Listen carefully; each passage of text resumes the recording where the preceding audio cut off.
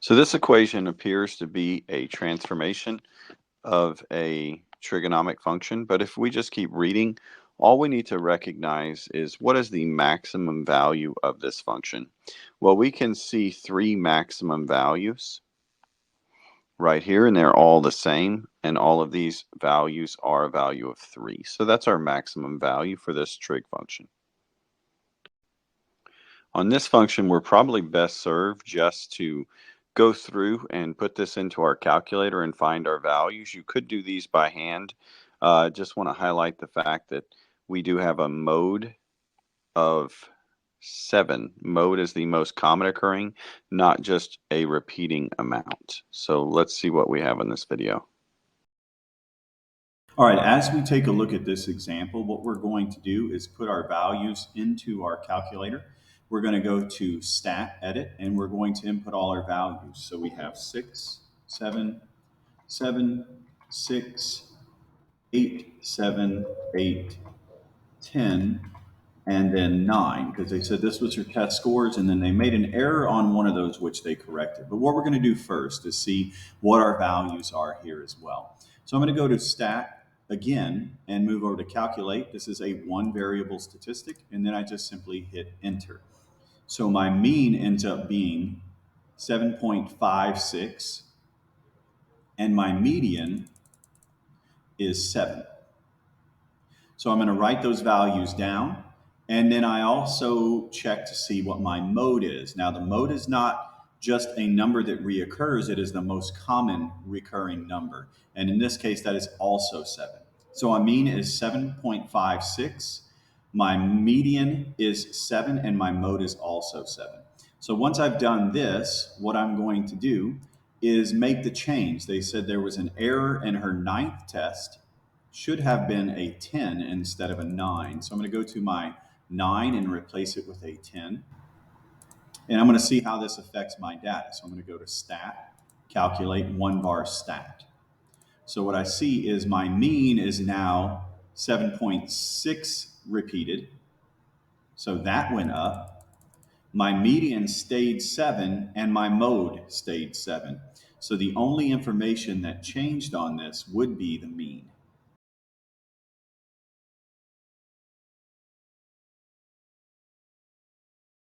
So we only have an increase of the mean, which is option 1. So our answer would be F, only I. This equation asks us which line is parallel to this equation. And this equation is written in slope-intercept form, which is y equals mx plus b, m being the slope. So the slope of this line is 2/3. If you have one where it's not set equal to y, you would have to solve it for y. So we have a slope of 2/3.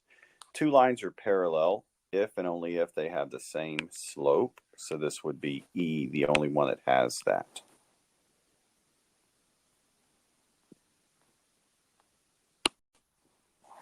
On this one, we're asked to find the tangent of angle B. So the first thing we're going to do is highlight this amount right here. And tangent, of course, the SOHCAHTOA tangent is opposite over the adjacent side.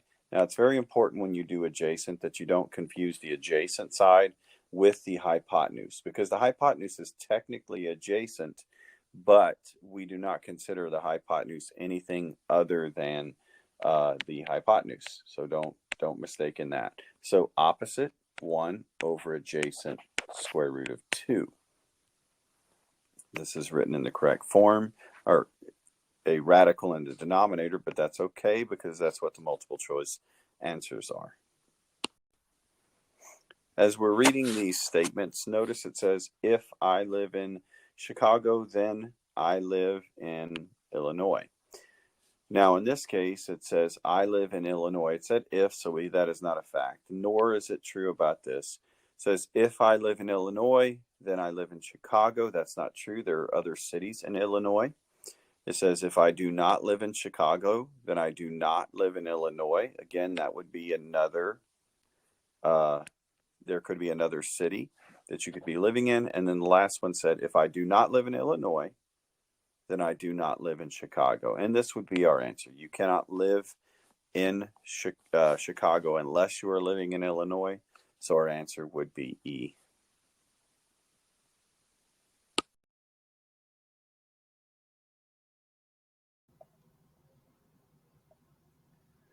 So on our question, we are given a board that's 3 foot and 8 inches long, and we're asked to split this board in half. Well, what we could do is cut the 3 in half and cut the 4 in half and put those together. But another option we can do is we can create a fraction. It's a real easy one to do. 3 foot 8 is going to be the fraction 3 feet and 8 twelfths. Because there are 12 inches in a foot, what I've done is I've converted this into a mixed fraction. So this is my decimal amount here, and then it wants to be split in half, so we hit divided by 2, and our board is 11/6. And we can again use our calculator to go alpha, y equals, and we can convert this back into an improper fraction. So it's 1 in 5/6. So what we would do is we would see which one of those values matches 1 in 5/6. But again, 6 is half of 12 because it is 12 inches. So it would be 1 foot and 10 inches.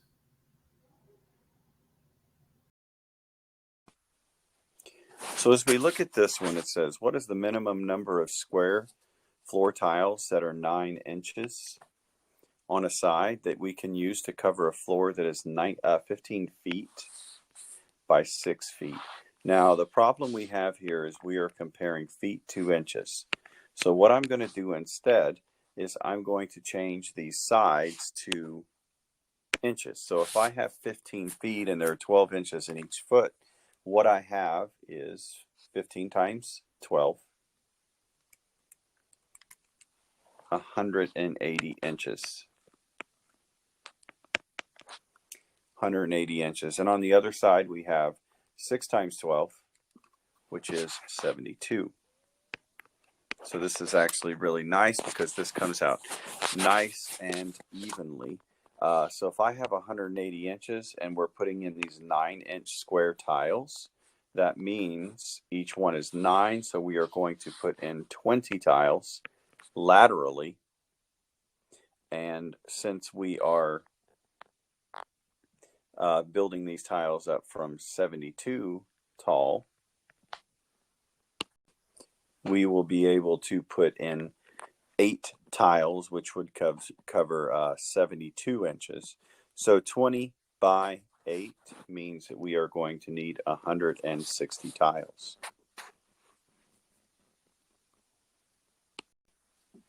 All right, so as we take a look at this one, it tells us the equation of a circle that we're using here, x minus 2.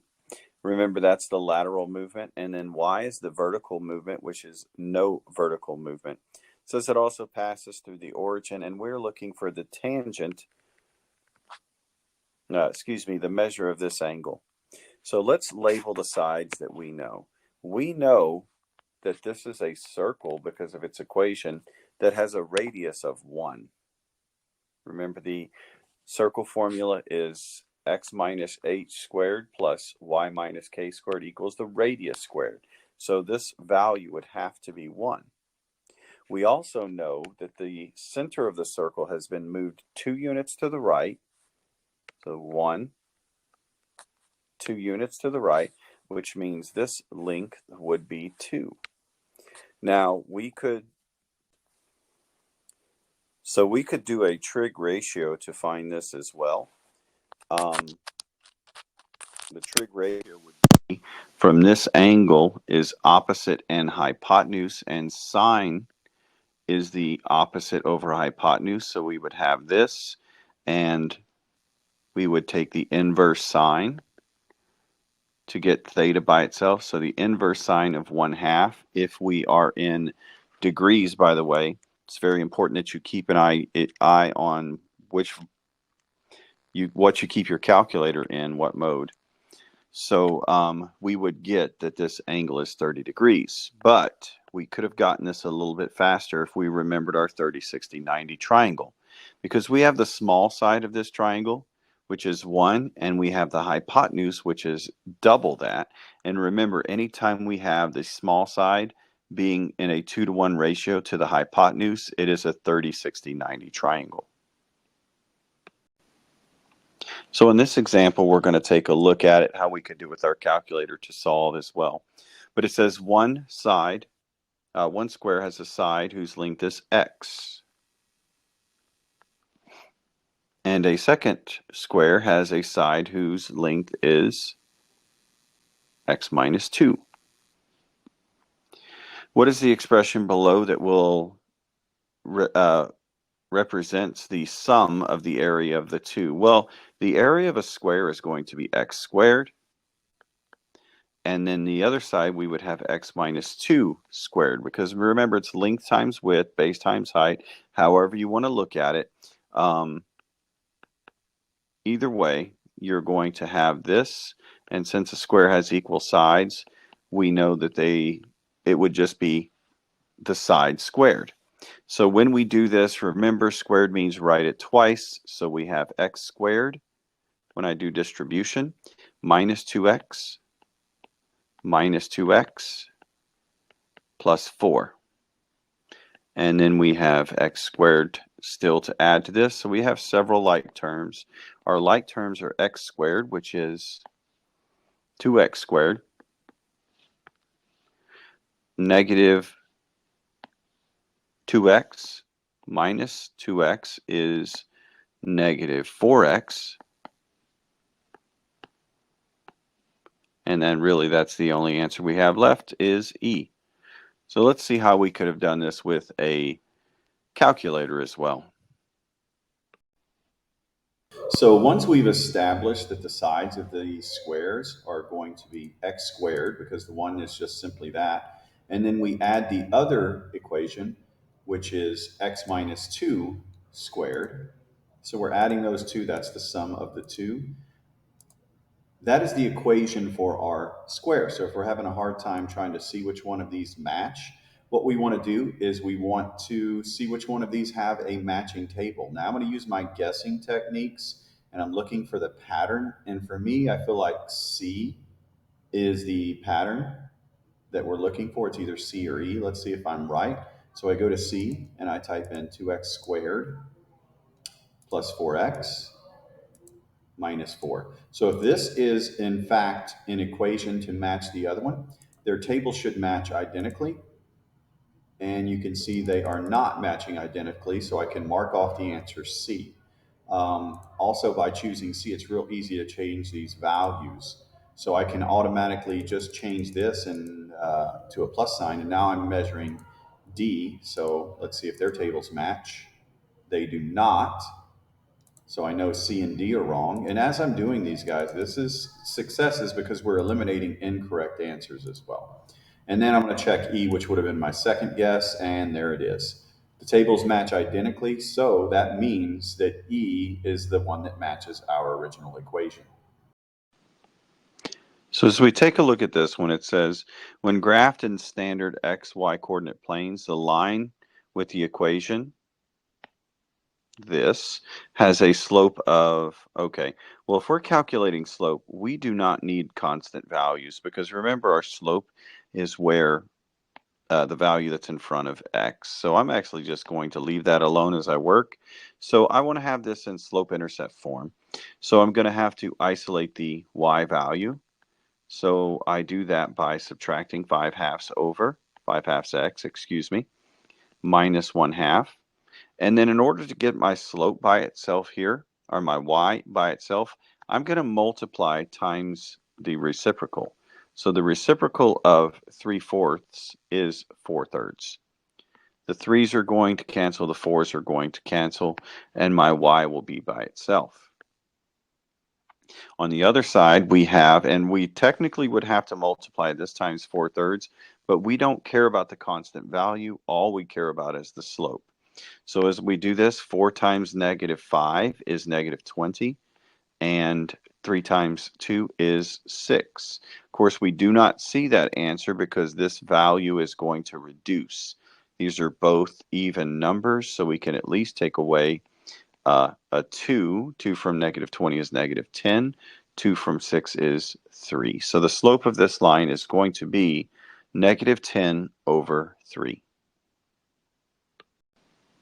So this one we have a couple of tables that we've got to look through, but it says the jacket is sold on the website for a starting price of $6.25. Well, here's our list for $6.25 for starting price, excuse me, and $6.25 falls with the listing fee of 50 cents. So we know that with a $6.25 starting price, we're going to pay a listing fee of 50 cents. And what we're searching for is what is the sum of the listing fee, 50 cents, and the sales fee for Lucia's jacket. So we need to find which category the jacket falls into for selling price. So the jacket price is $34.20. Well, that would fall in this category, which incurs a 5% sales fee. So it is 5% of the sales price. So we're going to go $34.20 times the sales fee of 0.05. Remember, we have to move that decimal place because when we the percentage is not a number, it's a representation of the number. So we're going to multiply $34.20 times 0.05, which is a fee of $1.71. Now be careful of these because we see there's an answer that is a $1.71, but we are adding our two fees together. So this is going to take us to $2.21, which is D. On this example for the items his classmates listed on his site last Friday, Kojo has paid a listing fee of $5.75. What is the maximum? That's an important number right there, or word right there. Maximum number of items listed last week whose price range could be from $5 to $19. Well, as we look in this, we see that our range is 50 cents. Now, clearly, they're not all going to be listed in this amount because we can't get to 575 using 50 cents. But all they asked me for is what is the maximum number of items that could have been in this range? Well, the maximum number of items that could be in this range, 50 cents, we could just keep multiplying this times particular numbers. But we know if we had 10 items, that would take us to $5 flat. But we would still have room for another 50 cents. So that would be $5.50. So we do not have any more room to put in another 50 cents. So we would have our 10 plus an additional 1, which is 11.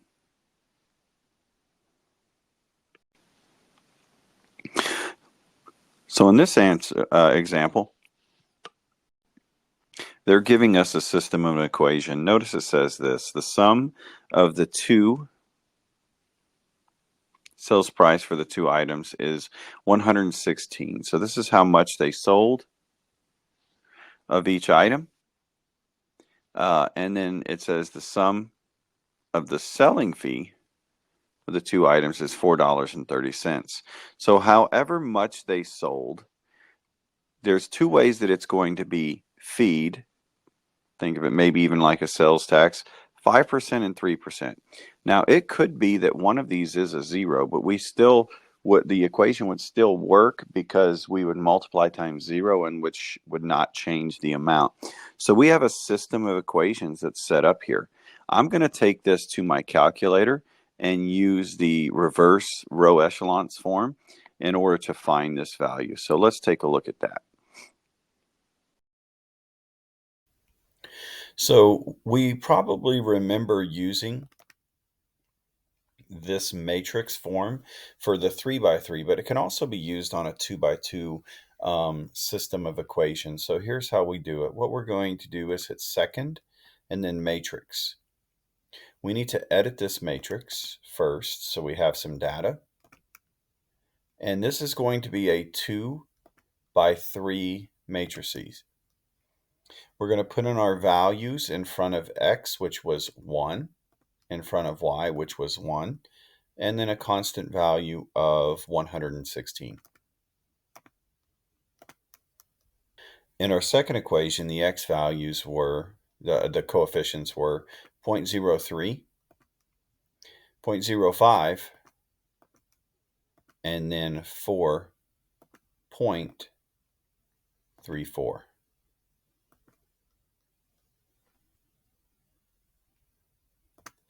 Once I've done that, I'm going to exit into my home screen, and I'm going to go second matrix, and I'm going to use the math. And if I scroll down, I will see the R ref, letter B in this case. So we want to take the R ref from matrix A, and then we hit enter, and then we have our solution here. The amount of x's we used was 73, and then the y's was 43.